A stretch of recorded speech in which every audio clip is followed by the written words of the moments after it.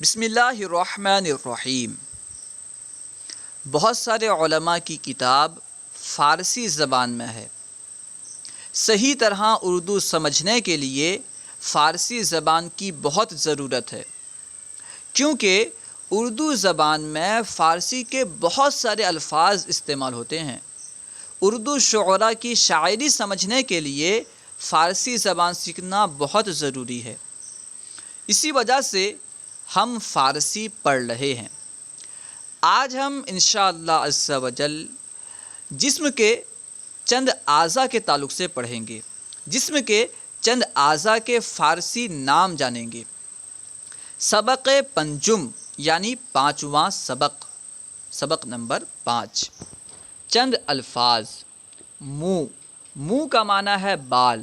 بال کو عربی میں فارسی میں منہ کہتے ہیں۔ منہ یعنی بال۔ سر یعنی سر، اردو میں بھی سر استعمال ہوتا ہے، فارسی میں بھی سر استعمال ہوتا ہے۔ بینی۔ بینی یعنی ناک۔ ناک کو فارسی میں بینی کہتے ہیں۔ بینی یعنی ناک۔ زبان یعنی زبان۔ زبان کو فارسی میں زبان ہی کہتے ہیں، ٹھیک ہے۔ روح یعنی چہرہ۔ چہرے کو فارسی میں روح کہتے ہیں۔ روح یعنی چہرہ۔ دست یعنی ہاتھ۔ ہاتھ کو فارسی میں دست کہتے ہیں، ٹھیک ہے۔ دستگیر یعنی مدد کرنے والا، جو مدد کرتا ہے عام طور پر ہاتھ پکڑتا ہے، ٹھیک ہے، اس لیے کہتے ہیں دستگیر۔ دستگیر اردو میں استعمال ہوتا ہے، حالانکہ ہے فارسی لفظ۔ دست یعنی ہاتھ۔ لب یعنی ہونٹ۔ لب یعنی ہونٹ۔ آپ نے اردو شعراء کے بہت سارے کلام میں لب کا لفظ سنا ہوگا۔ لب یعنی ہونٹ۔ چشم یعنی آنکھ۔ آنکھ کو فارسی میں چشم کہتے ہیں، یہ بھی اردو میں کثرت سے استعمال ہوتا ہے۔ گوش یعنی کان۔ کان کو فارسی میں گوش کہتے ہیں۔ گوش یعنی کان، کہتے ہیں نا آپ کے گوش گزار کروں، گوش گزار یعنی آپ کو بتاؤں سناؤں۔ گوش یعنی کان۔ دہان یعنی منہ۔ منہ کو دہان کہتے ہیں۔ دندان یعنی دانت۔ دانت کو فارسی میں دندان کہتے ہیں۔ پا یعنی پیر۔ پیر کو پا کہتے ہیں، ٹھیک ہے، اس سے کہتے ہیں پازیب، ٹھیک ہے۔ دل یعنی دل۔ ناخن یعنی ناخن۔ فقرے اور معنی۔ منہ سر۔ منہ کا معنی بال، سر یعنی سر۔ منہ سر، سر کے بال۔ منہ سر، سر کے بال۔ زبان گاؤ۔ زبان یعنی زبان، گاؤ یعنی گائے۔ زبان گاؤ، گائے کی زبان۔ زبان گاؤ، گائے کی زبان۔ بینی من۔ بینی یعنی ناک، من یعنی میرا، میری۔ بینی من، میری ناک۔ بینی من، میری ناک۔ دست من۔ دست یعنی ہاتھ، من یعنی میرا، میری۔ دست من، میرا ہاتھ۔ ناخن گربا۔ گربا یعنی بلی، ناخن یعنی ناخن۔ ناخن گربا، بلی کی ناخن، بلی کے ناخن، ٹھیک ہے۔ ناخن ناخن، گربا یعنی بلی۔ ناخن گربا، بلی کے ناخن۔ دل یعنی دل، شما یعنی تمہارا تمہاری۔ دل شما، تمہارا دل۔ دل شما، تمہارا دل۔ چشم آہو۔ چشم یعنی آنکھ، آہو یعنی ہرن۔ چشم آہو، ہرن کی آنکھ۔ چشم آہو، ہرن کی آنکھ۔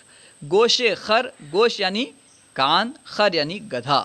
گوش خر، گدھے کے کان۔ گوش خر، گدھے کے کان۔ دندان سگ۔ دندان یعنی دانت، سگ یعنی کتا۔ دندان سگ، کتے کے دانت۔ دندان سگ، کتے کے دانت۔ دہان یعنی منہ، شما یعنی تمہارا تمہاری۔ دندان شما، تمہارا دہن۔ دندان شما، تمہارا دہن۔ روے من۔ رو یعنی چہرہ، من یعنی میرا۔ روے من، میرا چہرہ۔ روے من، میرا چہرہ۔ دل من۔ دل یعنی دل، من یعنی میرا۔